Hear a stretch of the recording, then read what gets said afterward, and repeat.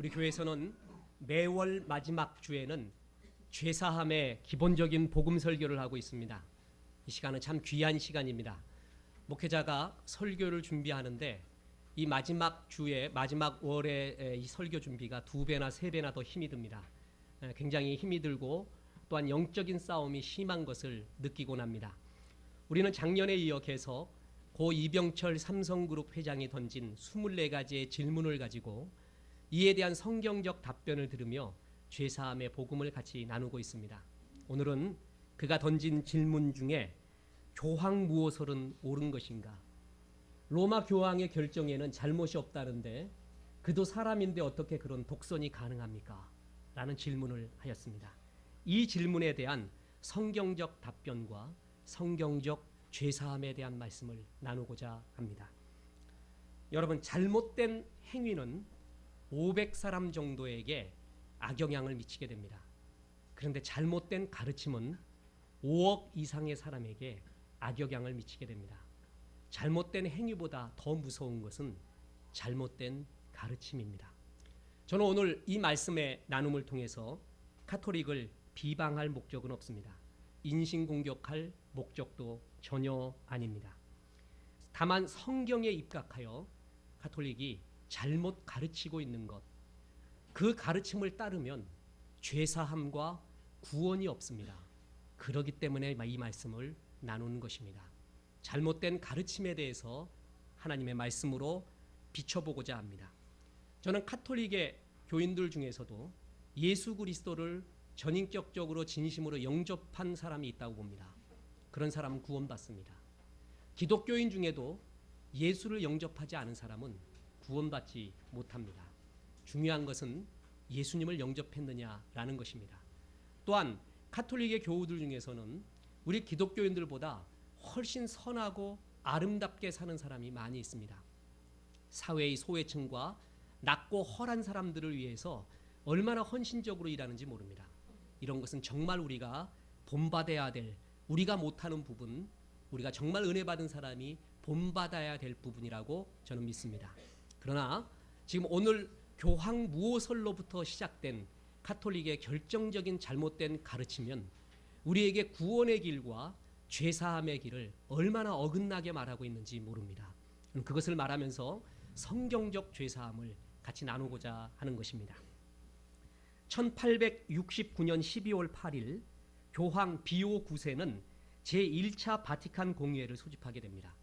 트랜스 공의회 이후 300년 만에 열린 이 회의에서 교황의 무오성을 교리로 확정하는 교의 헌장, 즉 영원한 목자가 선포되게 됩니다.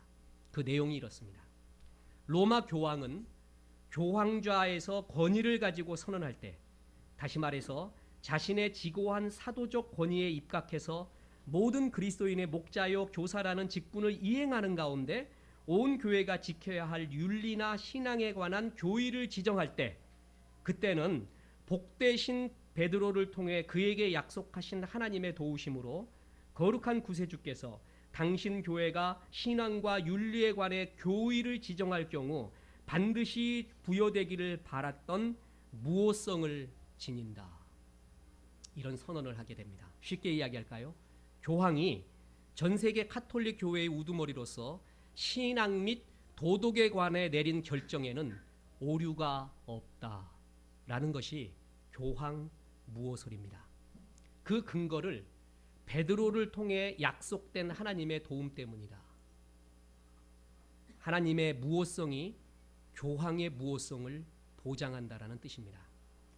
이것을 처음 제창한 사람은 그레고리 7세입니다. 그런데 이것을 교리로 완전히 확정한 것은 지금 조금 전에 읽었던 비오 9세입니다. 가톨릭이 개신교나 다른 성경학자들에게 그것은 잘못됐다라고 비방받는 것이 대개 25가지가 있습니다. 그 25가지 중에 결정적인 것이 몇 가지 있습니다. 그 중에 하나가 바로 교황 무오설이라는 것입니다. 여러분, 이병철 회장의 24가지의 질문 가운데 이것을 가톨릭 사제의 입장으로 답변한 것이 차동엽 신부의 잊혀진 질문이라는 책이라고 있었죠. 다시 말씀드리지만 여러분 읽지 마십시오. 오히려 헷갈립니다. 성경적 답변이 아닙니다. 그런데 그 24가지 질문 중에 23가지에 대해서는 거의 정확하게 답변을 해놨어요. 자기 소신을. 근데 한 가지 질문에 대해서는 답변을 해놓지 않습니다. 그게 뭔지 아세요? 교황무호설입니다. 이에 대해서는 답변을 피해버립니다. 그만큼 민감한 사안입니다. 만약에 그 신부가 교황무호설은 틀린 겁니다 라고 말한다면 카톨릭에서의 자신의 위치가 어떻게 될런지 그 뒤에는 알 수가 없습니다. 그것이 맞습니다 라고 말한다면은 많은 성경학자들이, 심지어는 카톨릭 내 신학자들도 그건 틀리다고 말하고 있는 가운데, 당신이 그나마 베스트셀러를 지은 대중적 작가이기도 한 당신이 그런 말을 할 수 있어 라는 비난을 또 면치 못합니다. 아예 답변을 안 해버립니다. 그만큼 민감한 것이 교황무호설입니다. 근데 이 교황무호설에 대해 일반 사람들이 많이 가지고 있는 오해가 있습니다. 그건 뭐냐면 교황이 무조건 옳다는 게 아니에요. 교황무호설은 교황이 로마 교구장의 자격이나 개인 학자의 자격으로 주장하는 것은 무료하지 않다. 카톨릭에서도 그렇게 말합니다. 뿐만 아니라 교황의 자격이라 할지라도 통상적인 지도, 권유, 해설, 반박, 경고 등은 무료하지 않다라고 인정을 하고 있습니다. 뿐만 아니라 이 교황무호설은 신앙과 도덕에 국한된 것이기에 과학, 예술, 사회, 정치, 경제, 기타 문제에 대한 교황의 선언은 무료하지 않다라는 거예요. 그러니까 교황이 사회나 정치 또한 예술, 과학에 대해서 말한 것은 오류가 있을 수도 있다. 다만 뭐냐면 신앙 및 도덕에 대한 공적인 선포는 오류가 없다. 그게 바로 교황무호설의 핵심 중에 하나입니다. 아까 저는 카톨릭이 갖고 있는 한 25가지의 오류 중에 결정적인 오류가 있다고 했습니다. 그것은 잘못 가르치는 것입니다.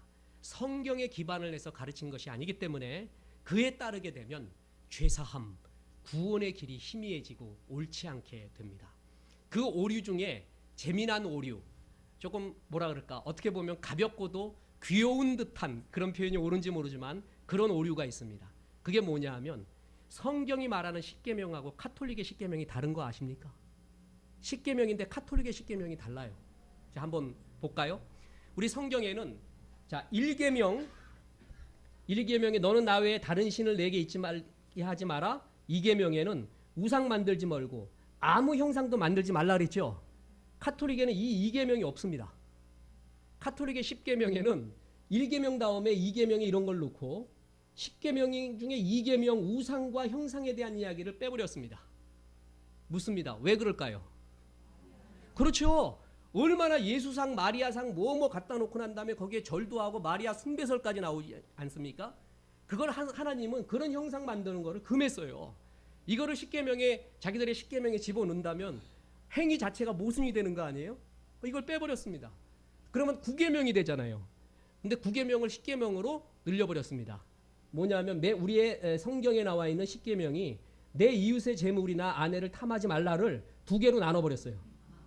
요걸 2개로 나눠가지고 10계명을 만들고 2계명을 빼버렸어요. 이 정도는 아까 말했지만 그냥 웃음으로 넘길 수 있고 그러냐라고 할 수 있다는 거죠. 결정적인 오류라든가 문제 있다라고 말할 수는 없지만은, 그러나 여러분, 성경적인 가르침이 아닌 게 있어요. 그게 뭐냐? 초대 교황이 베드로라고 가르치는 것이에요. 성경 어디에도 베드로가 초대 교황의 사도권을 가지고 있다라는 구절은 없습니다. 뿐만 아니라 성모 마리아가 예수님을 잉태하는 순간부터 하나님의 은혜와 특권으로 원죄에서 벗어났다. 그것을 가리켜 무염시태라고 하는데 이것은 틀린 가르침입니다. 성경 어디에도 마리아가 원죄에서 벗어났다는 것은 없습니다. 뿐만 아니라 성모 마리아의 승천설이 있어요. 이것도 성경에 없는 것입니다. 연옥교리라는 것도 성경에 없습니다. 사람이 죽으면 천국과 지옥으로 가기 전에 중간 단계인 연옥으로, 림보로 간다고 합니다. 그래서 연옥으로 간 사람 중에 어떤 사람은 천국, 어떤 사람은 지옥을 가는데, 후세의 사람이 연옥으로 간 사람을 위해 열심히 기도를 하거나 헌신을 하거나 교회 헌금을 많이 내거나 아니면 다른 성자의 공덕을 힘입으면 연옥에 간 영혼이 천국으로 간다라는 연옥설, 성경적이지가 않습니다. 이 연옥설을 가장 많이 이용할 때가 뭐냐 하면은 성 베드로 성당을 지을 때 면죄부 판매할 때입니다. 그때 면죄부를 판매하면서요, 당신이 헌금을 여기다가 딱 넣어서 땡그랑하니 돈이 들어가는 순간 당신의 사랑하는 사람, 연옥에 가 있는 사람이 어디로 간다? 천국으로 간다. 이래서 헌금을 거뒀습니다. 잘못된 것입니다. 그렇죠? 그런 식으로 해가지고 이런 교리를 이용해서 헌금을 걷는다. 그것은 영적인 학대나 잘못하면 협박에 속합니다. 옳지 않습니다. 연옥설 옳지 않습니다. 또한 죽은 자를 위한 기도와 미사를 드립니다. 잘못됐습니다. 죽으면 끝납니다. 이미 죽는 순간에 예수 그리스도를 구주와 주님으로 영접한 사람은 천국이요, 그렇지 않은 사람은 지옥이 나누어져요. 여러분, 그래서 우리 그리스도인들이 장례식에 가서 제일 조심해야 될 부분이 뭐냐면 고인의 뭘 빈다고요? 명복을 빈다. 그건 정말 잘못된 말이에요. 모르고 한 말이기 때문에 이해를 하죠. 명복은 죽은 다음에 복이에요. 죽은 다음에 좋은 복 받아서 천국 가게 해달라고. 죽으면 끝이에요. 끝. 거기서 벌써 결정이 나는 거예요. 그렇죠? 이게 바로 뭐냐면 죽은 자를 위한 기도와 미사, 카톨릭에서 가르침은 옳지 않습니다. 뿐만 아니라 화채설이라는 것이 있습니다. 옳지 않습니다. 이게 나중에 보겠습니다. 또한 세인트, 종교회의에서 모여서 성인, 성자로서 누를 추대해요. 그래서 그 성자의 공덕을 힘입고 성자를 숭배하는 사상, 잘못되었습니다. 또한 우리는 정경을 갖고 있죠. 근데 카톨릭에서는 외경이라는 걸 갖고 있어요. 그 외경이 왜 외경이냐 하면 성경적이지가 않아요. 말도 안 되는 것들은 나와 있어요. 그런데 그 외경을 카톨릭에서는 갖고 있어요. 그래서 그 외경을 근거로 해서 카톨릭의 교리를 만드는 것, 신학 사상을 만드는 것, 옳지 않습니다. 뿐만 아니라 결정적인 게 고해성사예요. 고해성사를 통해서 죄사함을 받는다는 것 전혀 성경적이지가 않습니다. 특히 카톨릭은 이신층의 믿음으로 말미암아 구원 얻는다라는 것을 거부합니다. 그래서 카톨릭이 갖고 있는 7가지의 성례전을 통해서 구원 얻는다는 것이 진짜 그것이 성경적이지가 않아요. 이것이 카톨릭의 결정적인 오류입니다. 그래서 종교개혁이 일어났습니다. 솔라데오 스크랍투야, 오직 하나님의 성경으로, 잘못 가르친 것에서 벗어나서 성경으로 돌아가자. 그게 종교개혁이었습니다. 우리 교회 남성 중창단의 이름이 뭐예요? 그래서 그 귀한 이름이야 그거. 보통 이름이 아니에요. 오직 하나님의 성경적 기반으로 하자. 그래서 성경적이지가 않다. 그런데 가르침이 성경적이지가 않습니다. 자, 이제 귀여운 오류에 말했는데 이제 카톨릭 교황 모서를 비롯한 바로 이것의 가장 큰 결정적인 오류가 뭐냐면 교황 및 사제들이 죄를 사하는 권세를 가졌다라는 것입니다. 이런 주장은 정말 성경적이지가 않습니다. 그래서 급기야 교황이 거의 하나님의 위치에 있게 된 것, 이것이 카톨릭이 가지고 있는 결정적인 비성서적 오류라는 것입니다. 여러분, 성경에요 참남하도다라는 말이 나와요. 도대체 그 얘기를 들어서 귀를 씻을 수가 없다. 귀도 씻겨지지가 않는다. 그 정도로 충격 먹었을 때 참남하다라고 했거든요. 그 참남은 2가지의 경우에 쓰였어요. 첫째는 인간 스스로가 죄를 용서할 수 있는 권세를 가지고 있다고 주장할 때 참남하도다라고 말했어요. 둘째는 인간을 하나님과 동등한 위치에 올려놓을 때, 그것을 볼 때 참남하도다라고 말했어요. 교황과 사제가 이 2가지의 범죄, 잘못을 지금의 교리에 의하면 그대로 품고 있다는 것입니다. 아니, 누가 교황 보고 하나님의 위치에 있다고 그래요? 예, 거의 있는 듯한 카톨릭의 선언들이 굉장히 많이 있습니다. 한 38가지의 선언이 있었어요. 그 중에 여러분 2가지만 보도록 하겠습니다. 자, 교황은 같이 읽어보겠습니다. 교황은 제가 읽겠습니다. 단지 예수 그리스도의 대리자일 뿐만이 아니라 그는 육신의 베일 속에 감추어진 예수 그리스도 자신이다. 교황은 너무나 위엄이 있고 지고하기 때문에 그는 단순한 사람이 아니라 하나님인 동시에 하나님의 대리자이시다. 교황은 지상의 하나님이시며 왕 중의 왕이시고 최고의 권세를 가지고 계시다. 거의 하나님 위치에 있지 않습니까? 뿐만 아니라 참남하다는 것은 인간이 죄사함의 권세를 가지고 있다고 말할 때 참남하다고 했죠. 그런 카톨릭 선언을 한번 들어보겠습니다. 이것도 몇 가지만 보겠습니다. 하나님 자신도 신부들이 용서해 주거나 용서하기를 거절하는 사제들의 판단에 따라서 행하시며 신부들의 선언이 선제한 후에야 하나님께서 그것에 의해서 판단하신다. 쉽게 이야기할까요?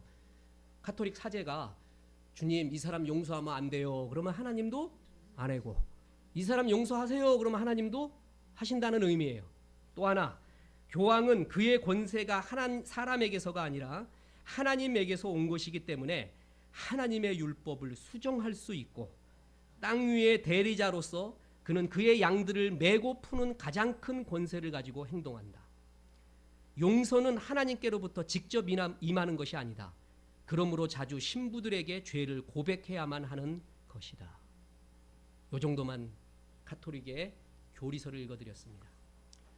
교황 자체가 거의 하나님 위치에 있죠. 그리고 죄사함의 권세가 예수에게 있는 게 아니라 사제에게 있습니다. 어쩌면 좋겠습니까? 이것은 명백한 잘못된 가르침입니다. 그래서 역사적으로나 개신교, 다른 학자, 카톨릭 내부에서도 특히 교황 무호설 같은 경우에는 잘못됐다라는 반론들이 굉장히 많이 일어났습니다. 역사적으로 보세요. 바티칸은 무소리니의 외국 침공을 지지했습니다. 히틀러와는 정교 조약을 맺었었습니다. 뿐만 아니라 한 시대에 동시대에 교황이 2명 있었던 적도 있습니다. 어떤 교황이 틀림없는 교황이에요. 어떤 사람이 틀리는 교황이고, 어떤 게 맞아요. 뿐만 아니라 교황 스스로 또한 사제들이 살인과 성직매매, 간음, 신성모독, 근친상간 등의 부끄러운 일에 관여된 적도 있습니다. 어떻게 무호합니까? 여러분, 그래서 역사적으로도 아니라고 나오죠. 뿐만 아니라 1998년 3월 16일 요한 바오로 2세가 교황 스스로가 교황 무호설이 틀리다는 듯한 간접적 시사를 한 것이 신학계의 굉장한 센세이션이었습니다. 요한 바오로 2세가 2차 세계대전 중에 유대인을 돕지 못한 카톨릭의 잘못을 뉘우친다는 내용의 대학살에 대한 소감을 발표하게 됩니다. 10년 동안 준비한 겁니다. 우리가 잘못했다. 우리가 히틀러를 잘못 지지한 것 같다. 뿐만 아니라 그 전에 요한 바오로 2세는 이미 1994년에 추기경들에게 보낸 교황직에 관한 가장 중요한 문서에서 교회가 이번 천년기에 저지른 모든 죄에 대하여 우리 모두가 고백할 것을 제안합니다. 1980년부터 96년까지 총 94회에 걸쳐 역사 속에서 카톨릭 교회는 잘못했다. 잘못된 결정을 내렸다. 이 말은 간접적으로나마 교황 무호설이 그르다라는 것을 요한 바오로 2세가 시사한 것으로 학자들은 여기고 있습니다. 스스로도 알고 있습니다. 무호하지 않다는 것을. 뿐만 아니라 카톨릭 내부에서도 신학적인 큰 반발이 일어났습니다. 카톨릭의 5대 신학자가 있거든요. 그 중에 하나가 그 유명한 한스 퀸이라는 사람입니다. 그것은 잘못됐습니다 라고 말하다가 잘렸습니다.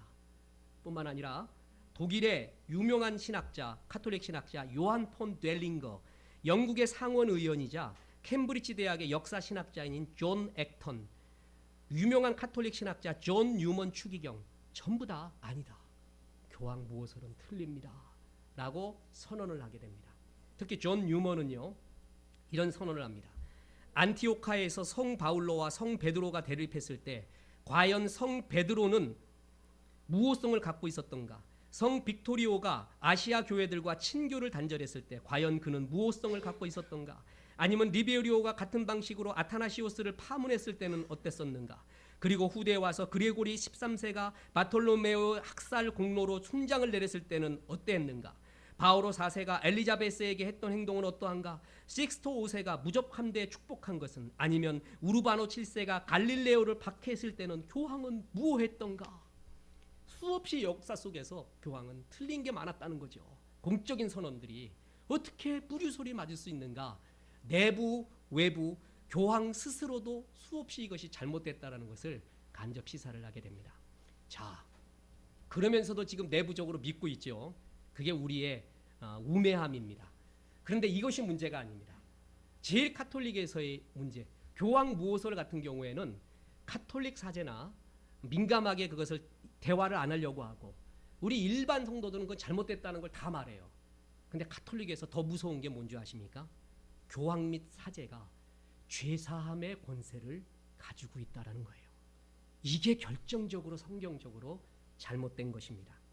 우리 기독교는 두 가지의 성례전이 있습니다. 하나는 침례 세례고 그리고 성만찬, 주의 만찬 두 가지가 있어요. 카톨릭은 7가지가 있어요. 여러분 우리가 침례나 세례 받을 때 어떻게 되냐면 우리 전도위원회에서 구원의 확신을 먼저 물어보죠. 그래서 구원의 확신이 있는 사람한테 침례를 주죠. 그런데 카톨릭은 세례 침례 행위 자체가 구원받는 행동이에요. 내 원죄를 씻는 행동이 세례예요. 무슨 얘기인지 아시겠어요? 완전히 잘못된 거예요. 여러분 만약에 세례나 침례가 구원의 필수적인 요소라면 예수님의 우편 강도 있잖아요. 마지막에 구원받지 않습니까? 그 사람하고 같이 내려가야 돼. 십자가 내려가서 요단강에서 세례받고 침례받고 다시 올라와야 돼요. 근데 그 사람 침례받지 않죠. 그냥 거기서 끝나잖아요. 또한 초대교회의 수많은 성경적 역사를 보면은 목사가 아닌 평신도가 침례 주고 세례 준 경우가 많이 있습니다. 침례 못 주고 세례 못 줄 경우도 있어요. 그렇다고 구원이 없는 게 아니죠. 이 침례 세례는 구원받은 자의 약속의 표시, 또한 깨끗한 의식의 감사의 표시고 뿐만 아니라 성만찬은 주님의 피와 몸을 주님을 기억하는 거예요. 그걸 통해서 주님을 기억하는 거예요. 아, 나를 위해 이렇게 주께서 죽으셨구나 기억하면서 내가 올바로 살아야지라고 다짐하는 시간이지 그것이 구원의 요소가 아니에요. 그런데 카톨릭은 두 가지의 성례전에서 자기 마음대로 5가지를 더 늘려버립니다. 그래서 7가지의 성례전을 만들어버렸어요. 그게 뭐냐 하면은 세례, 견신례, 성만찬, 고해성사, 종유성사, 서품성사, 혼배성사예요. 이 7가지 중에서 서품성사는 뭐냐면 교황이나 추기경, 사제가 되는 안수례, 그리고 혼배성사는 뭐예요? 혼인예배. 그래서 둘은 뺍시다. 둘은 상관이 없어요. 다 하는 거니까. 근데 나머지 5가지의 성례전이 전부 구원에 관련돼 있습니다. 그러니까 이 5가지의 성례전을 걸쳐야 뭘 받는다? 구원을 받는다는 거예요. 그게 성경적이지가 않다는 거죠. 자, 세례. 여러분 이 세례를 받아야 우리의 원죄가 씻어진대요. 카톨릭의 주장에 의하면. 그래서 유아까지도 세례받지 않으면 림보라고 하는 중간 상태에서 고통받는데요. 그러니까 유아도 뭘 받아야 된다? 세례. 그 유아 세례가 거기 나온 거예요. 우리 기독교에서는 특히 침례교에서는 유아 세례 인정하지 않습니다. 성인이 돼서 완전히 인격적으로 예수 그리스도를 구주와 주님으로 영접한 자에게 뭐라고요? 침례를 줍니다. 대신에 우리는 뭐라고요? 헌화 예배를 드리죠. 헌화는 애가 드리는 게 아니라 뭐예요? 부모가 이 아이를 뭐라고요? 하나님께 드리겠습니다. 하나님의 교훈과 책망과 하나님의 말씀을 기르겠습니다라는 다짐의 예배를 드리죠. 유아 세례 옳지 않습니다. 근데 얘네들은 세례를 받지 않으면 어떻게 된다고요? 구원이 없다는 거예요. 그 종교적 행위가 구원을 가지고 온다는 거예요. 그 세례를 집례하는 사람이 누구예요? 사제예요. 뿐만 아닙니다. 견신례라는 것이 있는데 세례받은 유아가 일정 연령에 도달하면 아이의 이마에 안수함으로 성령이 임해요. 그걸 견신례라고 해요. 성령이 그냥 오는 게 아니라 사제가 안수해야 됩니다. 사제의 결정적인 오류는 성만찬, 미사라고 하는 데에 있습니다. 자, 7 성례전 중에 미사가 카톨릭에서는 제일 중요합니다. 세례를 통해서 원죄가 씻어졌죠. 그러면 우리의 실생활에서 범하는 수없는 자범죄들이 있어요. 그거를 미사, 바로 이 성만찬을 통해서 씻어진다라는 것이에요. 근데 성만찬이 너무나 웃겨요. 화채설이라고 말하는데 사제가 떡을 떼는 순간에 포도주에 안수하는 순간에 그 떡과 포도주는 그대로 있지만 외형은 변하지 않았지만 실제로 예수님의 몸과 예수님의 피로 변한다. 화체된다. 화체가 된다. 트랜스된다. 바뀌어진다. 그렇게 믿어요. 그래서 그거를 안수한 그 떡과 포도주를 먹는 순간 예수의 피가 나한테 진짜 흐르는 거야. 구원은 예수의 피에 있거든요. 그의 피로 구원받았잖아요. 그 피가 흐르는 거야 이제. 뭘 통해서? 성례전을 통해서 흐르는 거예요. 그래서 아무나 그 성례전을 집례할 수 없고 사제만 해요. 자, 세례를 통해서 이런 미사와 성반찬을 통해서 죄사함을 받는 거예요. 환장하는 거예요. 더군다나 뭐가 있냐면 고해성사가 있어요. 고해성사. 그래서 자기가 수없이 범죄를 하잖아요. 그러면 사제 앞에 나가서 통회하라, 자백하라, 고백하라. 그러면 사제가 거기서 뭐냐면 만족을 줘요. 너는 그 죄는 가만 보니까 금식해야 해결될 죄야. 기도해라, 시편을 외워라, 어떤 구제를 해라, 성지순례해라. 너는 그 죄는 큰 죄니까 큰 구제해라 라고 그걸 하면은 사면권을 줘요. 그래서 죄사함을 받아요. 성경적입니까? 그러니까 철저하게 카톨릭 신자들은 죄사함을 누구를 통해 받는 거예요? 사제를 통해 받게 됩니다. 뿐만 아니라 종류성사라고 있습니다. 죽기 전 사람에게 기름 바르고 기도해 주는 카톨릭의 의식입니다. 종류성사를 받지 못한 사람은 연옥으로 갈 수도 있다, 이렇게 가르칩니다.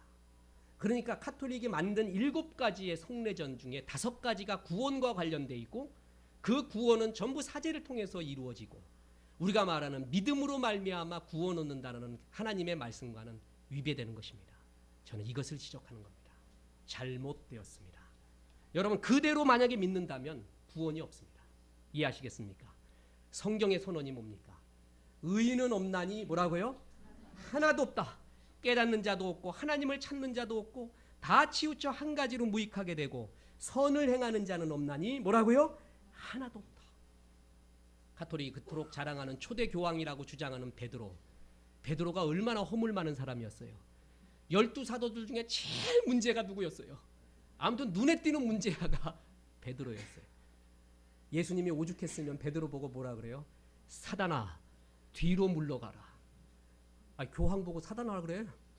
뿐만 아니라 뭐라 그랬냐면은 갈라디아서 2장 11절에서 16절에 보면은 베드로가 바울한테 되게 책망을 듣습니다. 바울이 이렇게 말해요. 베드로 보고 너 예수 믿는 사람이라는 게 어떻게 유대적 율법을 버리지 못하고 예수를 안다고 말하느냐. 유대인이 중요하는 음식, 날, 데이 말이에요. 달. 그것을 뭘 중요하냐. 예수 믿는 다음에 그거 다 없어졌다. 예수가 더 중요한데 왜 너는 거기에 매여 있느냐라고 책망까지 들어요. 여러분, 베드로가 완벽했습니까? 이렇게 무료했습니까? 그렇게 허물 많은 사람이에요. 어떻게 베드로에게 내려준 하나님의 공적 권위 때문에 교황이, 그의 후계자인 교황이 무료하다고 말할 수가 있습니까? 의인은 없습니다. 하나도 없습니다. 여러분, 목사나 사제나 중요한 사람인 것만은 분명합니다. 우습게 알면 안 됩니다. 그건 하나님이 치십니다. 그런데 거룩한 사람은 아닙니다. 결코 목사나 사제가 거룩하고 완벽하고 뛰어난 사람은 결코 아니라는 것입니다. 가톨릭이 말한 성자, 성녀 마찬가지입니다. 가톨릭에서 또 금기되는 일기 하나가 있습니다. 뭔지 아세요? 마더 테레사 수녀의 일기예요. 그거 보지 말고 읽지도 말자. 근데 요즘 네티즌이 가만 놔둡니까? 그러면 더 읽어, 더 공개해. 거기에 보면 성녀로서 있을 수 없는 수많은 갈등, 괴로움과 고독과 우울증, 수많은 갈등이 거기 나와요. 결코 인간은 거룩하지 않아요. 어느 누구도 의인이라고 말할 수 있고 오리 없다고 말할 수 있는 사람은 아무도 없습니다. 엊그제 참 말씀드리기 괴로운 일이 났습니다. 미국의 본이 되는 3대 교회 중에 하나인 세들백 교회라고 아세요? 저도 한 7년 전인가 6년 전에 방문했습니다. 감동 깊었어요. 그 릭 워런 목사님의 막내 아들이 자살했습니다. 우울증으로 말이에요. 그 목사님이 날 위해 기도해달래. 날 위해 기도해달래요. 목사도 그 아들도 가족도 완벽한 집은 아무도 없습니다. 제가 거기 방문했을 때요, 릭 워런 목사님이 그 인간미와 진솔성 앞에 얼마나 감동받았는지 몰라요. 여러분, 저를 부러워하십니까? 이렇게 큰 교회하고 뭘 해서? 그러지 마십시오. 저 간질병이 있대요. 공황장애가 있대요. 우울증이 있어요. 그 집안이 대대로 우울증이 좀 많은가 봐. 그래서 아들이 심한 우울증을 겪은 거예요. 여러분, 그렇게 훌륭한 목사님도요, 완벽한 거룩하고 오리 없는 사람이 없어요. 연약해요. 깨진 질그릇 같아요. 그래서 목사님들은 모이니까 하는 말이, 세계에서 모인 목사님들이 날 위해 기도해달래요. 이 연약한 내가 주의 사역 잘 감당하도록 기도해달래요. 그렇습니다. 교황이나 사제나 목사나 중요한 인물이지 거룩한 인물은 아닙니다. 의인은 없나니 뭐라고요? 하나도 없어요. 하나도 없어요. 그게 성경의 근거입니다. 또 중요한 것이 있습니다. 우리의 구원은 인간의 것, 인간의 감정이나 인간의 진실함이나 인간의 중보 노력을 통해 구원받는 것이 아니라는 것입니다. 이게 결정적인 성경의 선언입니다. 인간이 얼마나 불안정한 줄 아십니까? 여러분 묻겠습니다. 여러분의 진심이 뭐예요? 여러분의 아멘이 뭐냐고. 나는 내 진심 나도 모르겠어요. 아무튼 거울만 쳐다보면 제일 힘든 사람이 거기 서 있어요. 정말 누군지를 모르겠어 이놈이. 내 마음의 진실을 모르겠어요. 여러분 정말 그래요 안 그래요? 여러분 인간이 얼마나 불안정한 줄 아세요? 내가 진심으로 기도한 것 때문에 내가 찬양하고 기도하고 내가 헌신하고 내가 집회 때 느꼈던 어떤 감동 때문에 보았던 기적 때문에 받았던 은사 때문에 구원 얻는다고 치면 그 구원은 매일 흔들려요. 매일 흔들려요. 왠지 아세요? 나의 것이 내가 체험한 것이 얼마나 불안정하다는 것을 내 스스로가 알고 있어요. 그래야 안 그래요? 솔직히 말해보자고요. 저는 대학교 들어갈 때 모 기도원에서 방언을 받았습니다. 저는 지금도 방언의 은사와 역사가 흐르고 있다고 믿는 사람입니다. 때가 되면은 해야죠. 필요하다면 해야죠. 근데 막 방언이 터졌는데 막 동시에 막 중국어로 처음부터 떠지는 거야. 코카콜라부터 시작한 게 아니라 중국어가 유창하게 터지는 거예요. 그래서 하나님 감사합니다. 역사가 일어났군요. 그런 마음보다 속에 무슨 생각이 들었는 줄 아세요? 내가 이 중국 무협 영화 하도 많이 봐가지고 이게 연상작용으로 일어난 건가? 이거 회개하라는 주의 음성인가? 내 솔직한 표현이에요. 그만큼 우리의 감정과 체험은 연약해요. 정말 정확하지가 않는다는 거죠. 그걸 근거로 구원 얻었다고 얘기하면은 내 구원은 맨날 흔들려요. 내가 경험했던 것, 체험했던 것, 내 감정, 내가 드렸던 진심, 내가 드렸던 찬양, 내가 드렸던 헌신, 내가 했던 선한 행위, 이걸 근거로 구원 얻는다고 치면은, 그렇게 해야 구원 얻는다고 하면은 내 근거는 맨날 흔들려요. 뿐만 아니라 내 구원이 사제를 통해 목사가 기도해 줘야지만이, 목사가 이제는 네 죄가 사해졌다라고 말해줘야지만이 사해졌다면은 나중에 그 목사의 비리를 보고 잘못된 점을 봤을 때 내가 받은 죄사함은 어떻게 된 건가? 저놈이 해줬는데, 응? 저렇게 불완전한 사람이 해줬는데 내가 받은 구원은 어떻게 된 건가? 이거 어떻게 소변할 거예요? 여러분 그 어느 누구도 인간으로서 중재자가 될 수, 중보자가 될 수도 없고 죄사함의 권세도 없습니다. 여러분 이것이 굉장히 중요한 거예요. 제가 앉으면은 다큐멘터리 엄청 봅니다. 여러분 보는 거 알면은 기절할 정도예요. 뒤에 텔레비 틀어놓고 여기에 다큐멘터리 동영상 방송하고 여기에는 컴퓨터 작업하고. 가능합니까? 가능해요. 그러다가 뒤에 텔레비 틀어놓은 거에서 중요한 뉴스가 나오잖아요. 모든 걸 스톱하고 딱 캡처를 해요. 동영상에서 나오면 딱 돼요. 이게 동시에 되는 훈련을 무려 20년 이상 했어요. 시간이 얼마나 절약되는지 몰라요. 그래서 동영상을 파일 받아갖고 얼마나 많이 보는지 몰라. 그중에 다큐멘터리 파일, 인간의 심리에 대한 파일이 아주 제일 재밌어요. EBS에서 인간의 두 얼굴이라는 것을 제작했어요. 그걸 볼 때 얼마나 재밌냐 하면은 우리가 보는 것, 듣는 거는요, 보고 싶은 것만 본대. 듣고 싶은 것만 들어. 그러니까 보는 게 정확한 게 아니라는 거예요. 그거를 실험을 통해서 하는데 얼마나 재밌냐 하면 어떤 사람한테 지도를 물어봐요. 이렇게. 그래서 일로 갑니다. 절로 갑니다라고 했는데 그때 방송 제작팀이 와갖고 큰 거울을 그 사이로 싹 지나가요. 무례하게. 그러고 난 다음에 묻는 사람을 바꿔. 딴 사람을 심어넣어요. 그런데도 묻던 대답해주던 사람이 그 사람인 줄 알고 있어. 그래서 어떻게 했냐 하면 젊은 사람이 묻다가 거울이 지나가면서 나이가 든 중년의 사람으로 바꿨어요. 그런데도 못 알아차려요. 그래서 어느 정도냐 하면 남자가 묻다가 여자가 묻는데도 못 알아차려요. 이렇게 우리가 보고 듣는 것이 굉장한 오류가 있다는 거예요. 철저하게 자기중심적 사고라는 거죠. 마귀가 이런 걸 알아요. 그래서 하나님의 은혜를 준다고 하면서 감정을 건드려요. 감정. 굉장히 변하기 쉬운 감정. 그 감정이 충만하고 감정이 어떻게 돼야지만이 체험하고 느낌받은 것처럼 여겨요. 그래서 마귀는 그걸 갖고 휘어잡아요. 여러분 이단이 제일 많이 행하는 게 뭐예요?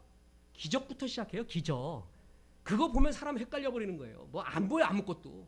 뭐가 된다는데 어떻게 해요? 그래서 그 감정 갖고 건드려요. 이게 바로 마귀가 진리를 흐트러뜨리는 방법 중에 하나예요. 심지어는 얼마나 재미난 아까 인간의 두 얼굴에 실험이 있었는지 아십니까? 유명한 심리학자가 6명을 모아놓고 당신이 글씨 하나만 쓰래. 그거 보면 당신의 장단점과 성격을 다 한대요. 그래서 썼어. 그 글씨를 딱 보더니 6개의 자기의 그 답변 레더를 갖고 와요. 6명한테 주면서 당신의 성격의 장단점은 이렇고 이렇지요. 당신 마음이 이렇지요. 라고 나눠줬어요. 그걸 본 사람이 기절하려고 그래. 너무 나하고 똑같다는 거야. 그래서 물어봤어요. 몇 %나 맞습니까? 그러니까 80% 이상이 맞대요. 어떤 사람은 90%래. 거기에 오류가 있습니다. 서로 바꿔보라 그랬어. 다 똑같은 내용이에요. 똑같은 내용이었어요. 그런데 맞는다고 신통하다고 야단이야. 점쟁이가 그렇게 해서 돈 벌어요. 알아요? 여러분, 인간이 이렇게 연약해요. 정말 우리는 속기 쉽고요. 감정에 얼마나 많이 좌우되는지 몰라요. 그래서 하나님께서 신명기에 뭐라 그럴까지 얘기했는 줄 아세요? 박수나 점치는 사람이 나타나서 네 미래를 예언할 것이다. 그것이 맞는다 할지라도 쫓아가지 말라는 거예요. 맞으면 다 버리고 쫓아가. 야외고 뭐건 간에 사용없어요. 이게 신통하다고. 이게 인간이 갖고 있는 연약함이거든요. 마귀가 그걸 가장 이용해요. 자, 지금 내가 말하는 것의 핵심이 뭔지 아세요? 인간의 것, 내가 체험한 것, 내가 느꼈던 것, 내가 감정적으로 접촉했던 것을 근거로 구원을 받는다고 치면은 우리의 구원은 날마다 흔들릴 것이에요. 그러니까 왜 그때 받았던 느낌이 지금은 없을까? 그때 이런 느낌 받았는데 지금 더 강력한 느낌이 와야 되는데 왜 지금은 안 올까? 하나님이 날 떠난 건 아닐까? 별의별 생각이 다 들어요. 그래서 그 감정, 은혜 중독증에 걸려버려요. 무슨 얘기인지 아시겠습니까? 여러분, 어느 구원도 인간 스스로 만들어내는 구원을 얻고 내가 너에게 죄사함과 구원 준다고 말할 자격이 있는 인간도 아무도 없습니다. 오직 그것이 가능한 건 뭐예요? 하나님, 예수님밖에 없다는 것이죠. 이게 성경의 선언이에요. 이제 중요한 결론으로 들어갑니다. 체험을 한 사람 중에 큰 체험을 한 사람이 있어요. 베드로예요. 이른바 변화산의 체험을 합니다. 예수님의 본 모습을 보고 얼마나 감동했는지 그가 한 말이 뭐예요? 여기에 뭐라고요? 초막 셋을 짓습니다. 아유, 내려가지 마요. 그냥 여기가 좋사오니.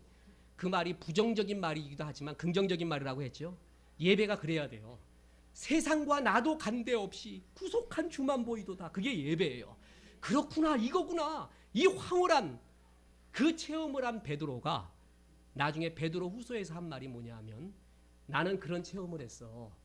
그 체험보다 더 중요한 게 뭔 줄 알아? 라고 말하는 게 베드로 후서 1장 16절에 나옵니다. 한번 읽어보세요. 같이 읽어보겠습니다. 시작.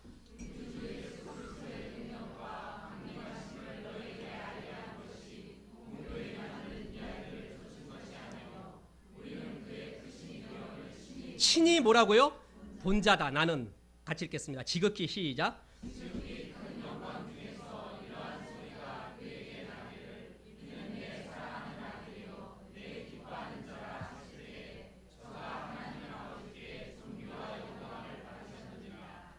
이 소리는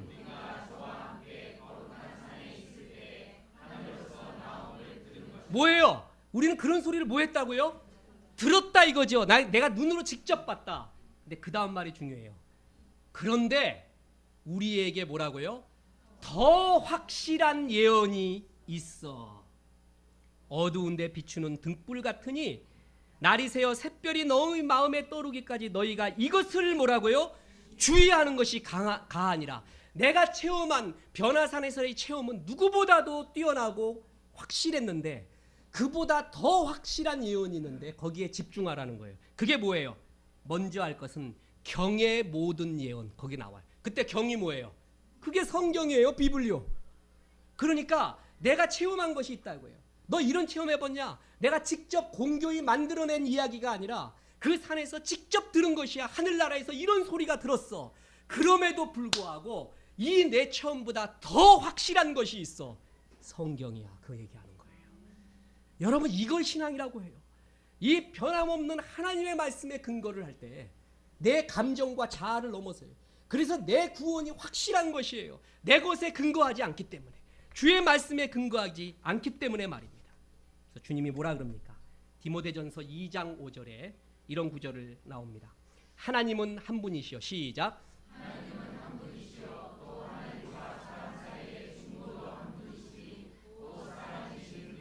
어느 사제나 교황도 없어요. 목사도 아니에요. 우리는 직접 주님께 얘기할 수 있습니다. 중보는 오직 뭐라고요? 예수님밖에 없습니다.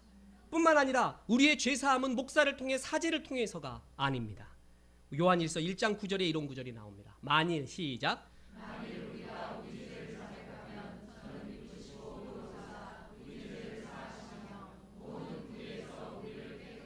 너희가 사제에게 말하거나 목사에게 말하면은 그가 허락하면 죄사함을 받고 그가 이러한 죄사함 받기 위해 이런 행동을 하라고 하면은 그걸 하면 되고, 이런 구절이 아니죠. 누구한테 말하는 거예요? 하나님한테. 나는 목사로서 가톨릭의 교리가 부러워. 솔직히 감히 넘볼 수가 없어. 대항할 수가 없어요. 죄사함의 권세를 가지고 있다는데 사제가 어떻게 무슨 대항을 할 수가 있겠어요? 성경적이지가 않습니다. 뿐만 아니라 요한일서 2장 1절에 보면 이런 구절이 나옵니다. 만일 누가 죄를 범하면 아버지 앞에서 우리에게 누구요? 대언자가 있으니 곧 의로우신 뭐라고요? 예수님밖에 없습니다. 대언자는 목사도 사제도 아니라 예수님입니다. 이게 성경의 선언입니다. 가톨릭은 교황 모설로부터 사제의 죄사함의 권세, 이것은 정말 성경적이지가 않습니다. 이 잘못된 가르침은 500명한테 악영향이 아니라 5억 이상에게 악영향을 미칩니다.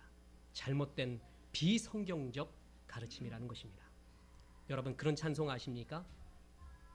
금이나 은같이 없어질 보배로 속죄함 받은 것 아니요 거룩한 하나님 어린 양 예수로 그 피로 속죄함 얻었네. 내가 드렸던 금이나 은이로, 내가 드렸던 기도로, 내가 드렸던 찬양으로, 내가 드렸던 헌신과 느낌으로 죄사함 받은 것이 아니요 오직 예수 그리스도의 보혈의 피로 죄사함 얻었다고. 여러분, 이 찬양이 얼마나 좋습니까? 우리 그 찬양하고 마치도록 하겠습니다. 189장입니다. 마음에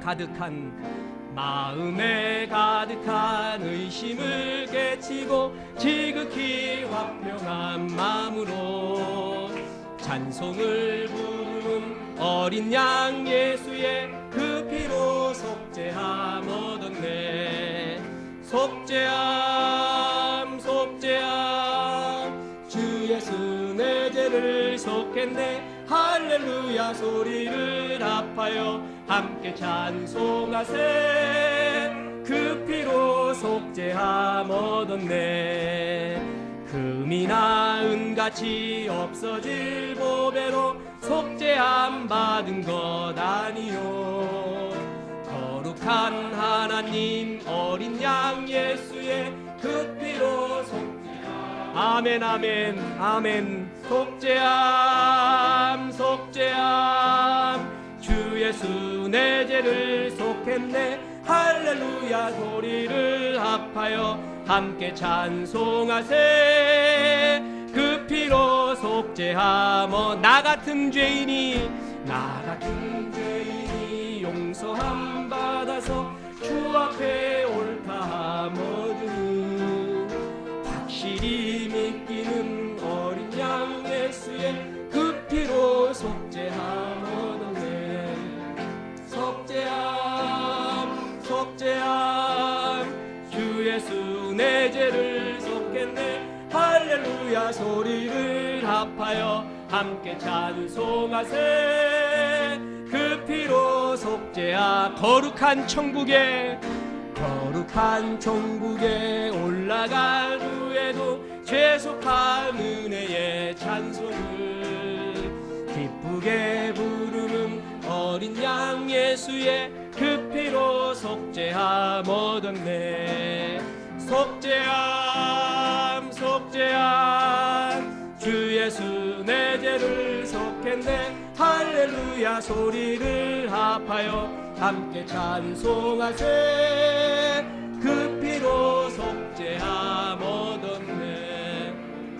그렇습니다. 주님, 우리 같은 부족한 죄인이 입만 열면 거짓말하고 욕심 정욕 가득하고 믿을 거 없는 내 자신, 예수의 보혈의 피로 죄사함 얻고 옳다함 얻고 목사도 되고 집사도 되고 얼마나 감사한지 모릅니다. 아직도 늘 불안한 우리의 심령이지만 천지는 없어지겠으나 변치 않는 주의 말씀 우리에게 주시니 감사합니다.